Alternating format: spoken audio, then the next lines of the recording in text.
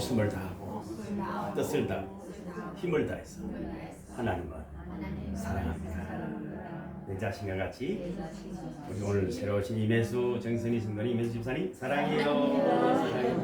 사랑합니다. 옆에 사람 옆구리 찌르면서 진짜로 사랑하나 시작. 진짜랍니까? 따라하겠습니다. 153마리 고기를 잡은 기적. 그래요. 오늘 이 제목으로 은혜를 나누고자 합니다. 예수 믿는 분들이라면 이 이야기를 모르는 분들이 없죠. 다 아는 이야기입니다. 우리는 모두가 기적을 사모합니다. 어떻게 하면 내 삶에 기적이 있을까? 그럼 어떻게 하면 기적의 주인공이 될 수 있을까? 누가 기적의 주인공인가 하는 것에 관심이 있습니다. 사실 저보고 누가 예수를 왜 믿느냐 물으면 뭐 여러 가지 설명을 저는 하지 않습니다. 내 능력으로 할 수 없는 것을 하실 수 있는 분이기 때문에, 그것이 사망권세든 삶의 축복이든 질병이든 고난이든 염려든 내 힘으로 안 되는 것들을 이상의 것들을 하실 수 있는 분이기 때문에 저는 예수를 믿습니다. 여러분 예수를 왜 믿습니까? 그분이 전능하시기 때문에, 그분이 모든 것을 하실 수 있는 분입니다. 그래서 우리에게 너희 지식과 명예와 권능과 인물로 오라는 것이 아니고 믿음으로. 할렐루야. 저는 이 이야기 너무 좋아요. 저는 예수 딱 믿는 순간에 믿음이면 된다는 소리를 들을 때, 이거는 내가 1등 할 수 있겠다. 다른 것은 솔직하게 말해서 내가 1등하기 어렵잖아요. 물론 뭐 제가 악을 쓰면 2등은 합니다. 그렇지만 1등은 어려운데 믿음은 1등 할 수 있습니다. 믿음. 성경을 읽어보면 다 믿음의 사람들입니다.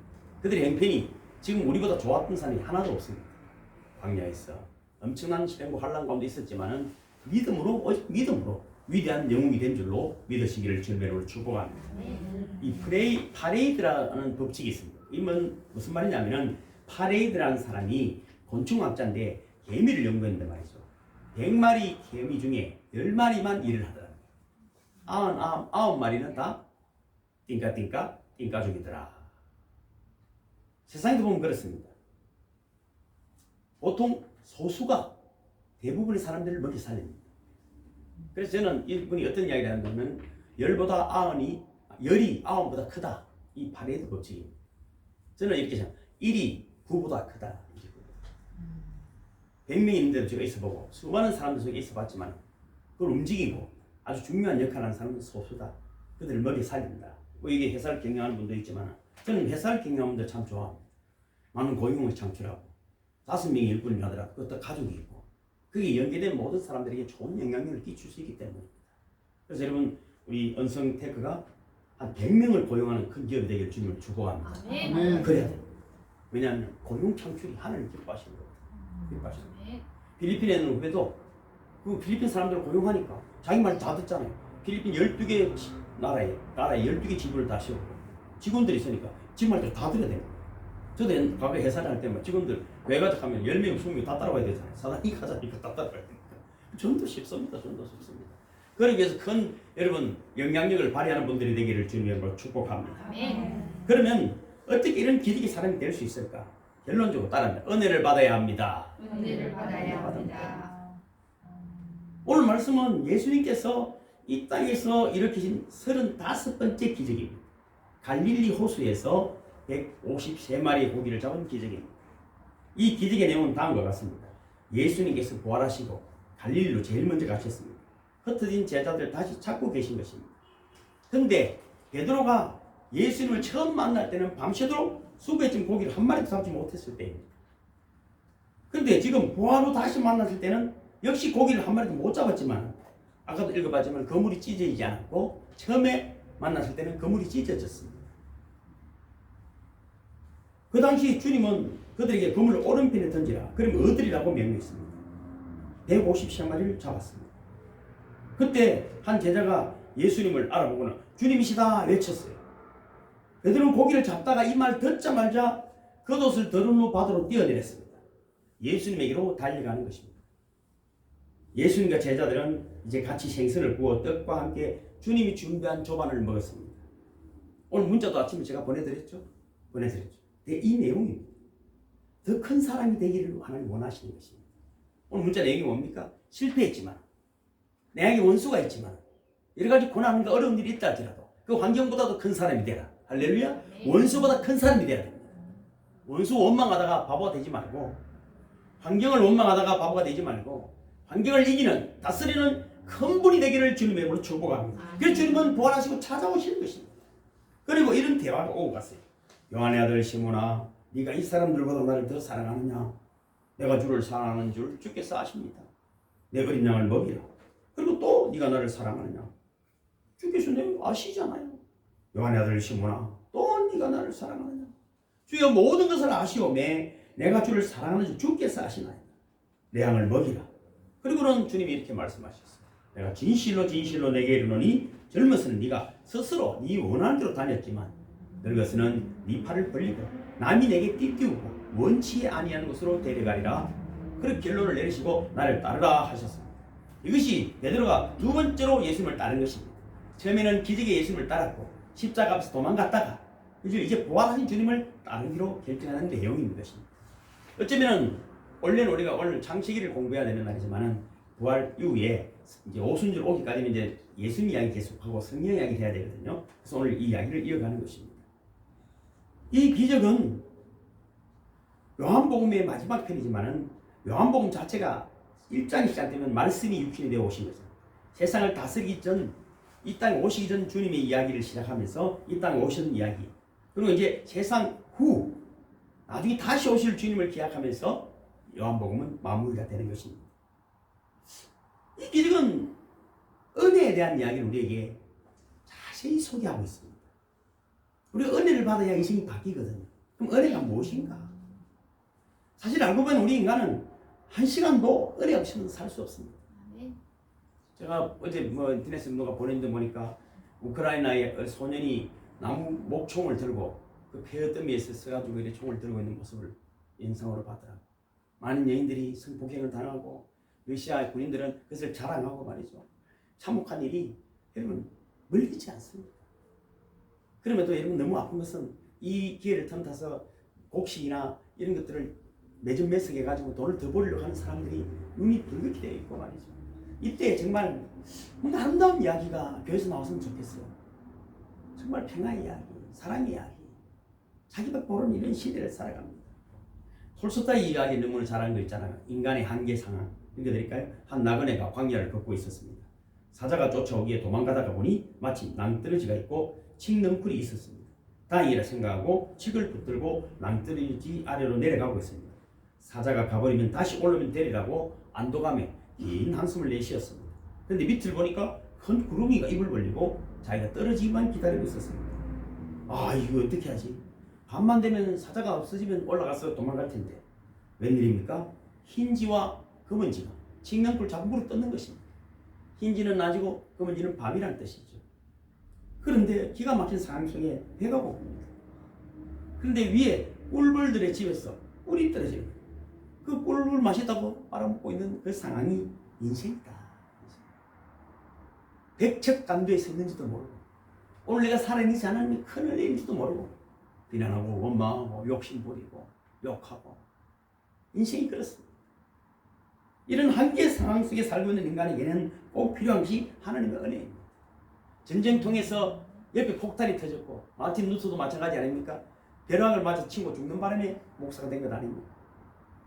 꼭 그렇게 되고 정신 차리지 말고 좋은 날 정신 차리기를 주님으로 축복합니다. 아멘. 하나님의 은혜를 받으면은 이것이 하나님의 은혜라는 것을 알면은 기적의 주인공이 될 수 있습니다. 엄청난 일을 할 수가 있습니다. 은혜가 무엇인가를 제가 오늘 한 12가지 정도로 여러분에게 말씀을 나누겠습니다. 주보에 보시면은 뒤편에 보면은 은혜는 12가지를 제가 적어놨죠. 하나씩 따라오시면 됩니다. 하나씩 따라오시면 됩니다. 미리 지금 12개 다 읽지 말고. 자, 1번 시작. 은혜는 선제적으로 주어지는 것입니다. 먼저 내가 요구한 것이 아니고 하나님이 먼저 하시는 것이다. 1절에 보니까 그 후에 예수께서 디베랴 호수에서 또 제자들에게 자기를 나타내셨으니, 그러니까 주님 먼저 찾아오신 거예요. 오늘 예수를 내가 먼저 믿은 것이 아니고 예수님이 나에게 감동을 주시고 우리를 인도하셨다. 오늘 여기 예배 나온 것도 주님 우리를 감동하신 것입니다. 부활의 주님께서 먼저 스스로 나타내셨으니 우리는 그를 만날 수 있는 것입니다. 그가 안 나타나시면 우리는 결코 만날 수 없습니다. 그러니까 은혜는 주어지는 것이지 우리가 쟁취하는 것이 아닙니다. 은혜는 그러니까 수동이지 능동이 아닙니다. 아브라함아 부르시고 하나님이 찾아오셨습니다. 광야에서 40년을 목동으로 있는 도망자, 실패자, 80세 모세를 떨기나무 불꽃 가운데서 하나님은 찾아오셨습니다. 무덤가에서 울고 있는 마리아에게도 부활의 주님이 마리아야 찾아오셨습니다. 사람이 보는 것이 아니라 하나님이 보여주시는 것입니다. 은혜란 주어지는 것이다. 오늘도 주님은 우리를 찾아오셔서 우리 마음의 문을 두드리십니다. 계시록 3장 20절 제가 중간에 기록이 나왔습니까? 네, 제가 읽어드릴게요. 죄송합니다.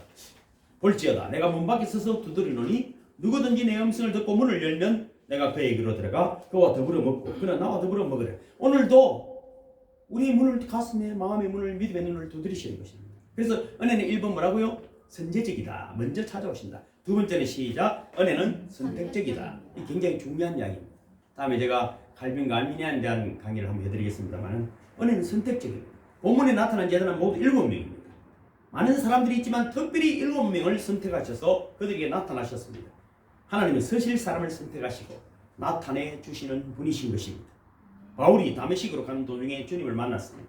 여러 명이 같이 갔는데 빛 가운데 나타난 주님의 음성을 바울만 들었습니다. 아니 나는 왜? 그렇지 않습니다. 왜 바울에게만 나타났습니까? 다른 사람은 같이 가도 예수를 만나지 못했습니다. 바울을 선택하셨기 때문입니다. 은혜는 선택적인 것입니다. 로마서 8장 29절 제가 중간에 바른 것처럼 되어 있죠. 시작. 하나님이 미리 아신 자들로 또한 그 아들의 행상을 본받게 하기 위하여 미리 정하셨으니 이는 그로 많은 형제 중에서 맏아들이 되게 하려 하시니라. 또 미리 정하신 그들을 또한 부르시고 부르신 그들을 또한 의롭다 하시고 의롭다 하신 그들 또한 영화롭게 하셨느니라. 이것이 여러분 영화의 구원의 4단계 여정을 바울이 고백하는 거예요. 바울이 뭡니까? 미리 정하셨다. 그리고 정하시니까 부르시고 그를 의롭다 해주시는, 여러분 우리가 의로운 것이 아니라 의롭다 해주시는 거예요. 할렐루야. 의롭다 해주시는 것입니다. 그리고 영화롭게 하시다니 4단계 구원을 바울이 깨달은 것입니다. 왜 내 같은 죄인을 찾아오셨는가? 하나님의 은혜는 아무에게나 주어지는 값싼 것이 아닙니다. 그런 의미에서 인간이 구원받고 하나님의 자녀가 되는 하나님 십자가의 은혜는 값없는 것 같지만 선택적이다. 선택받으신 것을 축복합니다. 세 번째는 뭡니까? 은혜는 절망 속에서 찾아오는 것입니다. 아담에게 온 은혜는 범죄하고 숨어있을 때 그건 여러분 나무 뒤에 숨어있는 거잖아요. 나무 잎사귀로 가리고. 다니엘의 은혜는 뭡니까? 사자굴 속에 죽게 되었을 때입니다. 베드로에게 은혜는 고기 한 마리 못 잡을 때 찾아오셨다. 오늘 본문의 제자들도 두 절망이 겹쳐있습니다. 은혜는 절망 속에 찾아오는 것인데 첫째는 뭡니까? 그 놀라운 예수, 기적의 예수, 천원지 만물을 다스린 예수가 십자가에 돌아가셨다는 절망이, 예수를 잃어버린 절망입니다. 또 하나는 뭡니까? 밤새도록 수고했지만 한 마리도 잡은 물고기가 없는 것입니다. 왜 이렇지? 그동안 실력이 줄었나? 얼마나 고민이 많았겠어요. 이때 주님이 오셨습니다. 잠잘 때 오신 것이 아니라 성공의 순간에 축하해 주러 온 것이 아니라 실패의 순간에 오셨습니다. 도망자 야곱에게도 모든 것을 잃어버린 욥에게도 물고기 뱃속의 요나에게도 광야에 버린 모세에게도 은혜는 고통의 순간, 실패의 순간, 절망의 순간에 찾아오는 것입니다. 그래서 목회는 말이죠. 스스로를 고독하게 하는 것입니다. 힘들게 때로는 좀 배고프게 하는 것입니다. 좀 아프게 하는 것입니다. 그럴 때 하나님 은혜가 아름답게 들려지는 것입니다. 절망은 하나님 은혜가 오는 때입니다. 기독교는 잘난 사람을 찾는 것이 아닙니다. 죄인을 찾습니다. 죄는 무엇입니까? 하나님 없이도 내가 잘할 수 있다는 것입니다. 십자가가 구원의 길이라는 것을 믿지 않는 것입니다. 은혜는 그렇게 절망 가운데 찾아오시는 것입니다. 네 번째는 뭡니까? 은혜는 임마누엘이다. 임마누엘은 하나님이 함께 하신다는 것이잖아요. 그래서 은혜는 주어진 순간 깨닫는 것이 아니라 하나님이 함께 하셔야 영안을 열어주셔야 알게 되는 것입니다. 언제나 주어진 은혜를 깨달아야 아는 것입니다. 4절에 보면은 날이 새어갈 때 예수께서 바닷가에 서셨으나 제자들이 예수신 줄을 알지 못하는지라. 여러분 바닷가에 서 계시고 그런데도 알아보지를 못했다는 것입니다. 임마누엘 하나님이 우리와 함께 하시고 우리의 눈을 열어주실 때 예수를 알게 됨을 믿으시기를 주님의 이름으로 축복합니다. 제자들도 부활하신 예수님을 알아보지 못했어요. 야곱도 하나님이 함께 하시면 알아보지 못했습니다. 광야에서 베델에서 돌베개고 잠이 들었을 때, 완전 도망자 신세가 됐을 때 환상 가운데 사닥다리가 열리고 하나님의 영광을 보게 된 것입니다. 여러분 잘 아시는 엘리사의 사원들이 도단성의 천사들이 둘러싸고 있는 것을 여러분 알아보지 못했습니다. 엘리사가 그 눈을 열어줄 때 천사들을 본 것입니다. 우리는 그 눈을 열어주는 분들이 되기를 주님의 이름으로 축복합니다. 이스라엘 백성들이 애굽에 놓여 있다가 출애굽을 했습니다. 홍해 앞에 섰습니다. 모두가 원망했습니다. 그런데 말이죠, 홍해가 갈라졌습니다. 마른 땅같이 건넜습니다. 그들을 쫓아오던 원수마귀 애국 군대는 모두 홍해에 빠져서 사라져버렸습니다. 여러분, 우리의 눈이 영안이 열려야 합니다. 불평이 보이고 원망이 보이고 실패와 자질이 보이는 것이 아니라, 너희들은 다 안 된다고 할 때, 다 끔다고 할 때, 나는 그 너머에 계시는 예수를 바라보는 이야기를 하는 분들이 되기를 주님의 이름으로 축복합니다. 홍해를 가르치는 주님, 홍해를 가르치는 주님. 우리는 지금 축복 앞에 있습니다. 기적 앞에 있습니다. 능력 속에 있습니다. 무한한 가능성이 있지만은 안 보일 뿐입니다. 우리는 그렇게 말해야 됩니다. 마음의 문, 믿음의 눈, 영안을 열어 주시옵소서. 다섯 번째는 은혜는 약함을 고백할 때 오는 것입니다. 얘들아, 너희가 고기가 있느냐? 뭐라고 말했습니까? 없습니다.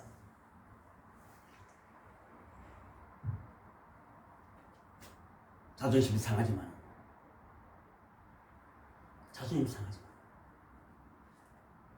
잘 안 되네요. 그 맺혀 있는 눈물 속에 진실을 고백할 때, 솔직하게 약함을 고백할 때 강함이 몰려오는 것이, 빈곤을 고백할 때 부유가 다가오고 무능을 고백할 때 능력이 찾아오는 것입니다. 못합니다. 그래요. 자존심이 상하지만 안 되네요. 할 수 있는 힘이 우리 속에 역사함을 믿으시기를 주님의 이름으로 축복합니다. 사도 바울은 예수님이요 가장 위대한 사도였습니다. 기적의 주인공이었습니다. 전에도 말씀드렸지만 베드로조차 이렇게 말했습니다. 앞으로 예수교는 없어지고 바울교가 생기겠구나. 우리나라도 얼마나 예수가 많습니까? 각 교회마다 예수가 다 있습니다. 얼마나 교만하고 오만한지. 그러나 바울이 뭐라고 말했습니까? 나에게는 사단의 가시가 있다. 또 고린도후서 12장 10절 밑에 보면 기록이 되어 있습니다. 그러므로 내가 그리스도를 위하여 약한 것들과 능력과 궁핍과 핍박과 곤란을 기뻐하느니 이는 내가 약할 그때에 곧 강함이라. 약함을 자랑합니다. 그런데 그리스도 능력이 내게 머물기 때문인 것입니다. 내 자랑하면은 그걸로 끝이에요. 자기 상 받고 끝난 거예요. 자기 힘으로 살다가 끝난 거예요. 내 약함을 자랑하고 가난함과 연약함을 자랑할 때 하나님의 능력이 역사함을 믿으시기를 주님의 이름으로 축복하는 것입니다. 여섯 번째는 뭡니까? 은혜는 방법을 가르쳐 주는 것입니다. 예수님은 고기를 잡아 주신 것이 아니라 고기 잡는 방법을 가르쳐 주셨습니다. 그물을 배 오른편에 던지라. 그래야만 얻으리라. 고기가 있는 곳을 지시하여 주셨습니다. 이것이 하나님의 은혜. 우리는 하나님이 지시하는데도 안 듣는 분들이 있다 없다. 우리에게는 없습니다. 우리에게는 없는데 일단은 모르겠어요. 있겠지. 설마 하나님이 가르쳐 주는 건데. 고기가 많이 잡혀 그물을 들 수가 없었습니다. 고기를 잡아주지 말고 잡는 법을 가르치라는 명언이 있잖아요. 그런 말 있죠. 애기에게 고기를 잡으면. 저는 자녀를 이렇게 교육합니다. 스스로 찾을 때까지 부족하게 하라. 동기가 스스로 일어나야 합니다. 다 해주는데 그 인간이 되겠어요? 다 해주면 안 돼요. 눈빛이 빛나야 됩니다. 눈빛이 빛나고 귀가 열리고 손발에 여러분 긴장이 되어 있어야 돼요. 왜? 찾기 위해서. 찾으라. 두드리라. 구하라. 그렇습니다. 그렇게 우리는 교육해야 됨을 믿으시기를 주님을 축복합니다. 일곱 번째는 뭡니까? 은혜에는 보통 은혜와 특별한 은혜가 있습니다. 베드로는 예수님으로부터 특별한 상을 독차지하고 있었습니다. 7절에 보니까 뭐라고요? 예수의 사랑하는 제자 베드로에게 할렐루야! 자기 이름을 이어서 시작. 예수의 사랑하는 제자 하장옥에게. 한 번 더 시작. 예수의 사랑하는 제자 하장옥에게. 베드로는 예수님이라는 말에 물속으로 뛰어내렸습니다. 빨리 주님 곁으로 가기 위함입니다. 그 거리는 한 90m 정도 됐습니다. 다른 제자들은 배를 느긋하게 작은 배를 몰고 왔습니다. 또 물고기도 가지고 왔습니다. 관심이 어디에 있었다고요? 물고기. 자기 안위에 있었습니다. 베드로는 오직 주님만 보였습니다. 그러니까 어떻게 기록이 되어 있다? 예수의 사랑하는 제자 베드로. 할렐루야. 마태복음 11장 12절에 이렇게 말합니다. 예수님이 말입니다. 세례 요한의 때부터 지금까지 천국은 침노를 당하노니 침노하는 자는 빼앗느니라. 여러분, 구원은 지금 이야기가 은혜. 하나님이 선택하시고 선제적으로 베풀어 주시지만 하나님 나라를 누리는 것은 여러분 침노하는 자의 것입니다. 마태복음 25장 21절에 잘하였도다 착하고 충성된 종아, 네가 작은 일에 충성하였음에 내가 많은 것을 내게 맡기리니 내 주인의 즐거움에 참여할지어다. 할렐루야. 그렇습니다. 저는 큰 것을 요구하지 않습니다. 작은 것 하나, 작은 것 하나. 크게 여러분 마음을 다하고 뜻을 다하고 정성을 다하고 힘을 다하게 될 때 하나님이 기뻐하심을 믿으시기를, 하나님의 잔치에 참여하게 됨을 믿으시기를 주님으로 축복합니다. 어느 아버지가 참 일찍 상처하고 오남매를 잘 길렀습니다. 어려운 사람이 대학도 보내고 공부시켜서 모두 결혼시키고, 그렇지만 그 고생은 말할 수 없었습니다. 어느 날 아버지는 마지막 막내가 결혼한 다음에 모두 불러놓고 이렇게 말했습니다. 이제 10명이잖아요. 며느리까지. 아들, 며느리, 그리고 딸 사이더라. 내가 사업하다가 빚을 졌다. 빚이 모두 7억 원이다. 너희들이 할 수 있는 만큼 나누어서 갚아다오. 너희들이 할 수 있는 만큼 하고 나머지는 내가 재산을 정리해서 하겠다. 그리고 종이를 한 장씩 나누어 줬습니다. 자녀들이 얼마씩 돈을 내놓을 것인지 적으라고 했습니다. 모두가 얼굴만 쳐다보니 셋째 아들이 1억이라고 적었습니다. 큰아들이 3천만이라고 적었습니다. 2천만 원이 둘, 1천만 원이 한 명이었습니다. 아버지가 고맙다 그렇게 말했습니다. 그리고 며칠 후 아버지는 오남매를 또다시 불러 모았습니다. 그리고 말했습니다. 내가 죽기 전에 내 재산을 분배하려고 한다. 너희들이 적은 수를 보고 재산을 정리해 보니 10배씩은 나누어 줄 수 있을 것 같다. 너희가 적은 그 금액에 10배씩 나누어 주겠노라. 특별히는 분명히 있습니다. 일반 은총에 살아가지 말고 특별 은혜를 받으시기를 주님의 이름으로 축복합니다. 여덟 번째는 은혜는 십자가적입니다. 그래서 우리는 살아날 수 있는 것이, 베드로는 예수님을 처음 만났을 때에도 갈릴리에서 고기를 못 잡을 때였습니다. 부활의 주님을 처음 만났을 때에도 역시 같은 곳에서 같은 상황이었습니다. 그러나 다른 점이 있습니다. 첫 기적은 고기를 많이 잡았지만 그물이 찢어졌습니다. 셀 수가 없이 잡았지만 셀 수도 없었습니다. 둘째 기적은 153마리가 잡혔습니다. 그물이 찢어지지도 않았습니다. 여기에는 여러분 큰 놀라운 비밀이 숨어 있습니다. 이스라엘 백성들이 출애굽을 하고 홍해가 갈라지고 마른 땅같이 건넜지만 광야에 물 좀 없으니까 또 불평을 했지 않습니까? 그래서 물을 내기 위해서 모세를 향해 첫 번째 반석을 쳐라고 했습니다. 그래서 백성들을 먹였습니다. 두 번째 또 물이 없어 불평하니까 여호와께서 뭐라고 말씀하셨습니까? 반석을 명령하라고 했습니다. 근데 모세가 자기 성질에 못 이겨가지고 성질내지 마세요. 일이 많은데 화내지 마세요. 그래서 반석을, 내가 물을 내려 하고 반석을 쳤습니다. 물은 쏟아졌지만 이 일로 인해서 자기 의를 드러냈기 때문에 가나안에 들어가지 못했습니다. 이 말은 무슨 말입니까? 첫 반석은 깨뜨려야 물이 나오고 두 번째 반석은 깨뜨리지 않아야 물이 나오는 것입니다. 무슨 말입니까? 첫 번째 반석이 예수님이잖아요. 반석은 지금 예수님이 첫 번째 초림은 십자가에서 깨지셔야 하는 것이고, 두 번째 오시는 심판주로 오시는 재림 예수는 그 영광 가운데 오시는 것이기 때문에 여러분 깨지는 것이 아니고, 도리 여러분 이 그리스도 안에 있지 않는 자들, 심판받아야 할 자들을 깨뜨리러 오시는 줄로 믿으시기를 주님의 이름으로 축복합니다. 아멘. 바다는 세상이라면 그물은 교회입니다. 거기를 성도라고 부른다면 어부는 목사이겠죠. 먼저 교회는 누구나 다 들어갈 수 있습니다. 그러나 마지막 시대에 구원받는 수는 제한이 있을 것입니다. 처음에는 깊은 곳에서 고기를 잡았고 마지막에는 어디서 잡았습니까? 오른편에서. 옳다는 이야기는 그죠? 의롭다는, 하나님의 사람들만 건져내는 것입니다. 모두 은혜의 십자가적인 은혜를 여러분 누리시기를 주님의 이름으로 축복합니다. 아홉 번째 은혜는 완전한 것입니다. 금방 살펴봤지만 내가 다 기록하면 너무 많으니까 153가지의 종류의 물고기가 그 당시 갈릴리 바다에 살고 있었다. 그래서 그 종류대로 다 잡았다, 이런 이야기가 있습니다. 뭐 다른 여러 가지 해석들이 많지만 어쨌든 그 공통점은 뭐냐면 완전이라는 것입니다. 은혜는 완전입니다. 전능하신 분이시기 때문에 모든 것을 하실 수 있다는 것입니다. 여러분 잘 아는 모나미 볼펜 153 아시잖아요. 그지? 습부도 나고 망하고 기도원에 가서 이제 죽어야 된다 할 때 153 이야기를 들은 거죠. 아, 153은 완전한 것이다. 나는 내가 부족한 것이지 하나님은 부족하지 않으시다. 그래서 볼펜에다가 153이라고 새긴 것 아닙니다. 그리고 여러분 그 볼펜을 여러분 세계적인 대사로 키워낸 것 아니겠습니까? 주님은 완전하십니다. 은혜는 완전하십니다. 믿음대로 됨을 믿으시기를 주님으로 축복합니다. 열 번째 은혜는 뭐라고요? 회고적입니다. 15절에 보면은 요한의 아들 시몬아라고 부르셨습니다. 아, 베드로야 부르면 되는데 왜 요한의 아들 시몬입니까? 옛날 이름입니다. 베드로는 예수님이 지어준 이름입니다. 이것은 회고적인 의미가 있습니다.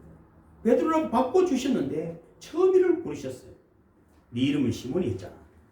네가 나를 그리스도라고 고백하고 죽어도 안 떠나겠다고 약속할 때 나는 내 이름을 베드로라고 불러주었지. 천국을 죄도 주고 네 고백 위에 교회도 세울 것이라고 온갖 것 다 붙여주는데 너는 다시 시몬으로 돌아갔구나. 시몬으로 돌아간 분 있으면 베드로로 돌아오시기를 주님의 이름으로 축복합니다. 예수는 지금 아픈 곳을 푹푹 쑤시고 계시는 것이. 그래서 우리야, 저도 여러분 교회 앉아 있으면 이상한 시간을 들 때가 많이 있습니다. 죄송합니다. 목사가 그랬어. 그럴 때마다 이 말씀이 시행하는 경우가 하목사 나한테 정신을 못 차리네. 이 순간 베드로는 과거가 주마등처럼 스치고 지나갔을 것입니다. 다시는 배반하지 않겠다고 3번씩이나 장담했던 일, 길종 앞에서 맹세까지 하며 주님을 모른다고 3번이나 부인했던 일들이 상기되었을 것입니다. 짧은 순간이지만은 통렬한 내게가 마음의 가슴이 찢어지는 고통을 느꼈을 것입니다. 주님은 베드로에게 은혜를 주시면서 은혜 받지 못했던 시절과 은혜 받던 시절을 상기시키고 계신 것입니다. 과거 은혜를 회고하는 것도 은혜입니다. 다시는 옛날로 돌아가지 말라는 것이 은혜인 것입니다. 받은 은혜를 감사하는 것이 하나님의 사람임을 믿으시기를 주님의 이름으로 축복합니다. 11번째는 뭡니까? 은혜는 사명으로 연결되는 것입니다. 은혜는 곧 사명입니다. 부활하신 예수님은 사랑하는 제자들을 세상보다 큰 사람으로 만들기 위해 사명을 주시고 찾아오셨습니다. 긴 그물을 들고 신음하는 베드로를 만나 주신 예수님, 베드로의 긴 그물을 가득하게 채워주신 예수님, 그리고 그 잡은 고기로 제자들과 함께 아침 식사를 하셨습니다. 누가? 부활하신 주님이 이 배신자들, 실패자들, 아무짝에 쓸모없는 인간들을 찾아서 아침까지 준비하시고 물고기도 잡게 해주시고 15절을 보면은 그들이 저밥 먹은 후에 예수께서 시몬 베드로에게 이르시되 요한의 아들 시몬아 네가 이 사람들보다 나를 더 사랑하느냐. 주님 그는 하나이다. 내가 주님을 사랑하는 줄 주님께서 아시나이다. 내 어린 양을 먹이라 하시고 나를 사랑하는 질문과 내 양을 먹이라는 부탁의 말씀은 뉘앙스를 약간씩 달리하면서 3번씩이나 반복되고 있습니다. 여러 가지 설명들이 많이 있지만 특별히 첫 번째 질문을 살펴보면 네가 이 사람들보다 나를 더 사랑하느냐 하는 것입니다.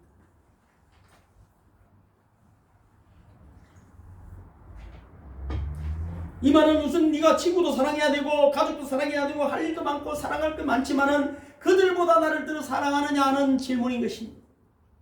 두 번째로는 옆에 있는 안드레도 나를 사랑하고 요한도 나를 사랑한다고 하는데 이들 못지않게 아니 이들보다 더 나를 사랑하는 사람이 수없이 많은데 그 중에서 네가 제일 나를 사랑하느냐 물으시는 것입니다. 주님을 사랑하십니까? 누구보다도 사랑하십니까? 셋째는 이 사람들이라는 말을 원문에서 보면 이것들보다라고 말합니다. 이것들이 뭡니까? 물고기 많이 잡아서 기분 좋지? 옛날처럼 내가 뭐 부활까지 했으니까 이제 왕이 되면은 너희도 총리날 것 같고 뭐 대단할 것 그런 헛꿈들 그런 꿈보다 나를 더 사랑하느냐? 계속 모르시는 것입니다. 그 넓은 의미로 말하면은 배도 좋고 고기도 좋고 갈릴 일바도 좋고 명예도 권세도 다 좋지만은 그 세상보다 더 나를 사랑하느냐 물으시는 것입니다. 이 말은 하늘 백성은 세상보다 큰 사람입니다. 너는 세상보다 큰 사람이 되라 주님의 당부인 것입니다. 하나님 일을 감당하는 사명이 은혜임을 믿으시기를 주님으로 축복합니다. 여러분이 경영하는 모든 기업뿐 아니라 삶에서 이루어지는 모든 땀들이 하나님 영광을 위하여 이루어지고 하나님 은혜가 부어지기를 주님의 이름으로 축복하는 것입니다. 마지막으로 은혜 중에 은혜는 뭡니까? 순교적 은혜입니다. 18절입니다. 내가 진실로 진실로 내게 이르노니 젊어서는 내가 스스로 삐뛰고 원하는 곳으로 다닐거니와 늙어서는 내 팔을 벌리리니 남이 내게 삐뛰우고 원치 않은 곳으로 데려가리라. 참 저도 이래 될 줄을 제가 알겠습니다. 이런 줄 알았으면 목사 안 했지. 얼마나 여러분 성도로 살면 좋았겠어요. 하고 싶다. 제가 예수 믿고 말이죠. 또 오니까 감리교를 처음에 다녔는데 권사님, 남자 권사님이 되더라고요. 장수님 진짜로 술 한 마시는 거라. 제가 술을 예수 믿고 안 가는데 비즈니스를 할 때니까 그때는 사업할 때니까 제가 뭐 검사 판사들을 많이 알잖아요. 무슨 문제가 있으면 제가 꼭 그 자리에 참석을 해야 돼. 안 된다는 얘기는 죄송해요. 어떤 술집에 아가씨도 있는 접대부대는 그때 술집에 앉았어요. 그럼 관계를 회복시키기 바랍니다. 제가 눈에서 눈물이 폭포같이 쏟아집니다. 옆에 수중들 아가씨가 오선님입니까? 그날 이후 나는 술집에서 나를 볼 수가 없었다. 밤에 나를 본 사람은 아무도 없었다. 사바당 바빠서 멀리 가 있다라도 새벽기도 한번 수요 예배도 마찬가지 1분 늦으면 폭포 같은 눈물이 쏟아. 그렇게 저를 이끌어 가셨지. 내 마음대로 한 것이 아니고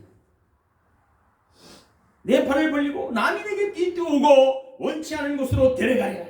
주님은 마지막으로 베드로에게 말씀하셨습니다. 이는 베드로가 앞으로 순교할 것을 예언한 것입니다. 순교는 날마다 하는 것이 다음에 하는 것이 아니라 오늘 이 시간 교회 가서 죽고 주님 주신 생명을 얻어서 살아서 세상을 향하시기를 주님의 이름으로 축복하는 것입니다. 19절입니다. 이 말씀을 하시면 베드로가 어떠한 죽음으로 하나님께 영광을 돌릴 것을 가리킵니다. 이 말씀을 하시고 베드로에게 이르시되 나를 따르라 하십니다. 그렇습니다.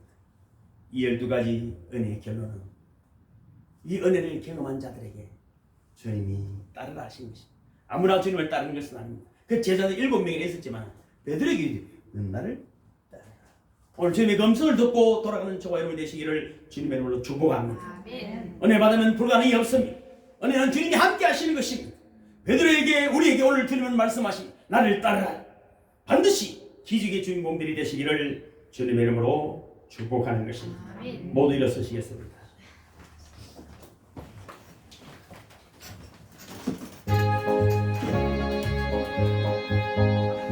갈릴리 마을 숲속에서 주님 고열한 제자 다시 만나시사